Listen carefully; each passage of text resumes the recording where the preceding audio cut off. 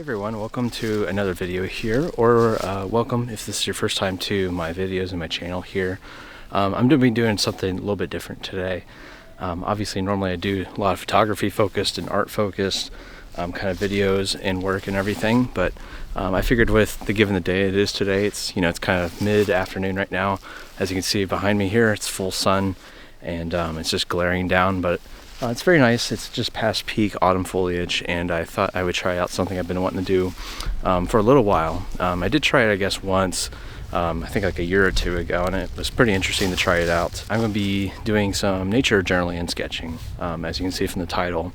Now, this is something that's much more, of course, slower, slows you down a lot more, and allows you to really get more, I think, mindful and just allow yourself to be, more creative. And there's many different ways and methods to try this sort of thing, which is nice. So I brought my journal that I use for, like, of course, journaling and writing when I'm out hiking or doing photography, and just want to kind of sum up some of my thoughts and feelings about where I'm at in nature. Today I'm going to be doing a lot of coloring, actually, adult coloring, I guess. I brought some coloring pencils, and I figured I'd focus today specifically on the leaves and everything around me here. Because there's a lot of them that have fallen down now that we're getting to kind of near the end of autumn here. A lot of the trees are now bare, where it gives a kind of a winter-like appearance to the entire woodland and everything. And so I'm going to be doing that for the day.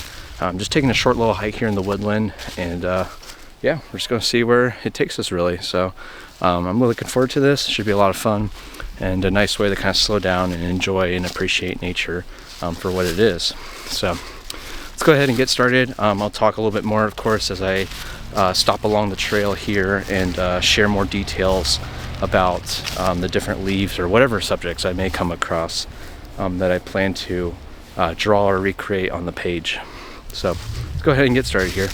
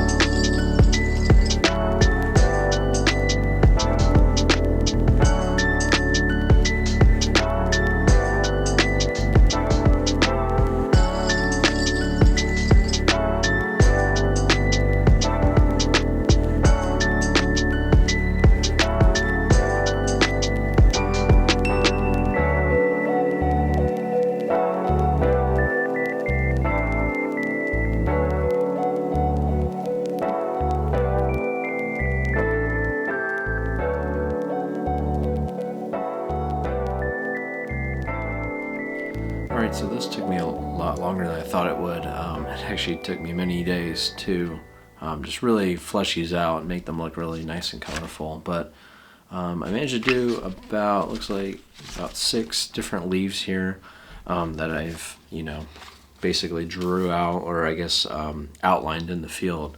And I got some different kinds here, like this black oak. This is the first one I started on. I thought it turned out pretty nice. Given that it was the first one, I really took my time to really make it look nice, with just all of the shading and everything, all the different kind of like colors and patterns and whatnot, and the kind of like the veins or whatever these are called. I actually don't know, to be honest.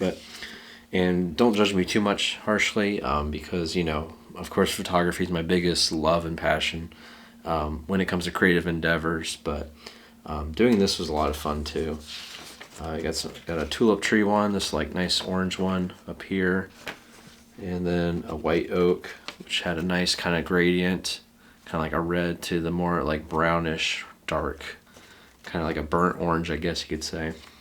And then this other tulip tree one that was much bigger had a very vibrant, very red appearance, very almost like scarlet red.